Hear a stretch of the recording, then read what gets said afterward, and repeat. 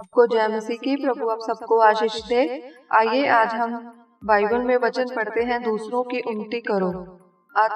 हम बलवानों को चाहिए कि निर्बलों की निर्बलताओं को सहे ना, कि अपने आप को प्रसन्न करें।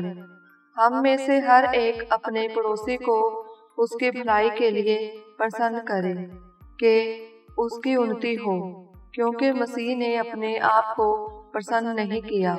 पर जैसा लिखा है, तेरे निंदकों की निंदा मुझ पर आ पड़ी। जितनी बातें पहले से लिखी गई वह हमारी ही शिक्षा के लिए लिखी गई हैं, कि हम धीरज और पवित्र शास्त्र के प्रोत्साहन द्वारा आशा रखें।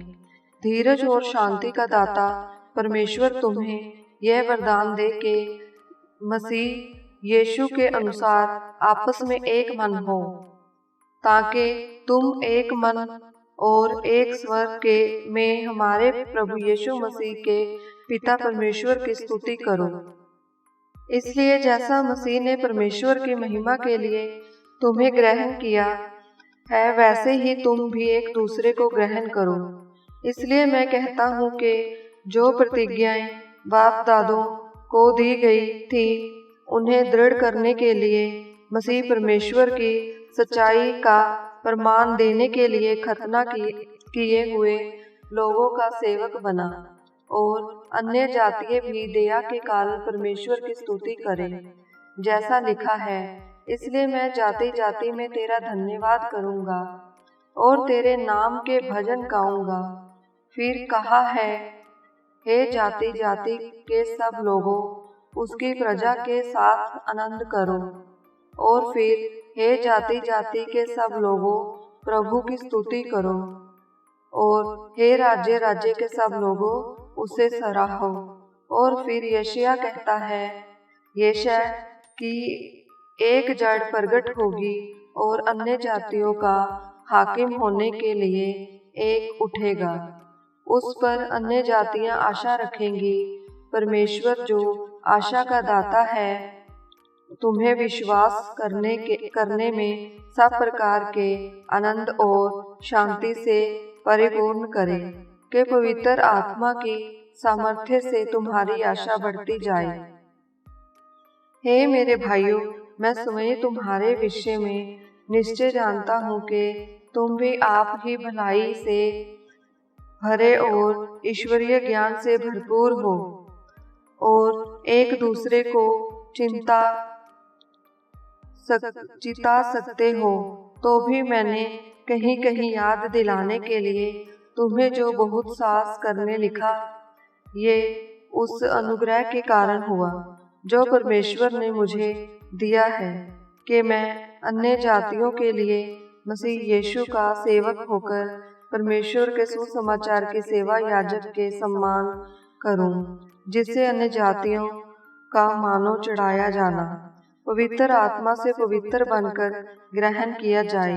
इसलिए उन बातों के विषय में जो परमेश्वर से संबंध रखती हैं, मैं मसीह यीशु में बढ़ाई कर सकता हूँ, क्योंकि उन बातों को छोड़ मुझे और किसी बात के विषय में कहने का साहस नहीं, जो मसीह ने अन्य जातियों की अधीनता के लिए वचन और कर्म और चिन्हों और अद्भुत कामों की सामर्थ्य से और पवित्र आत्मा की सामर्थ्य से मेरे ही द्वारा किए, यहाँ तक कि मैंने यरूशलेम से लेकर चारों ओर इलुरिकुस तक मसीह के सुसमाचार का पूरा प्रचार किया। पर मेरे मन की उमंग ये है कि जहाँ जहाँ मसीह का नाम नहीं लिया गया, वहीं सुसमाचार सुनाऊं। ऐसा न हो कि दूसरे की नींव पर घर बनाऊं, परंतु जैसा लिखा है वैसा ही हो।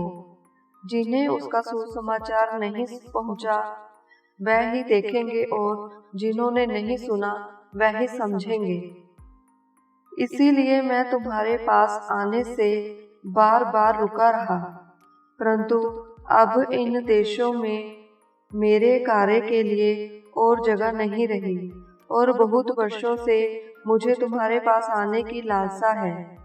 इसलिए जब मैं स्पेन को जाऊंगा तो तुम्हारे पास होता हुआ जाऊंगा, क्योंकि मुझे आशा है कि उस यात्रा में तुमसे भेंट होगी और जब तुम्हारी संगत से मेरा जी कुछ भर जाए तो तुम मुझे कुछ दूर आगे पहुंचा देना।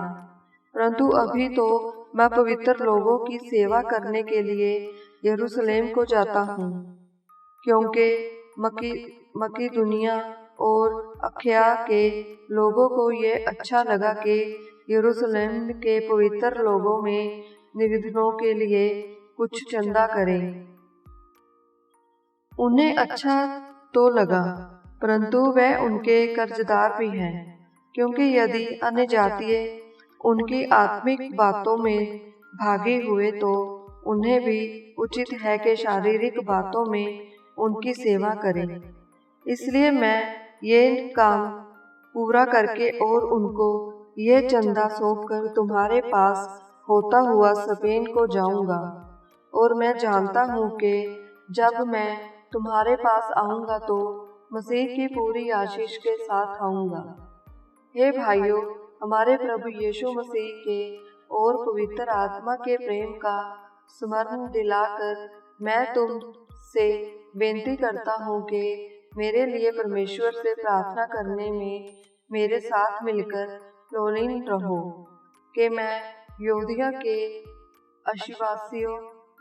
अविश्वासियों से बचा रहूं और मेरी वह सेवा जो यरूशलेम के लिए है पवित्र लोगों को भाई, और मैं परमेश्वर की इच्छा से तुम्हारे पास आनंद के साथ आकर तुम्हारे साथ विश्राम पाऊं।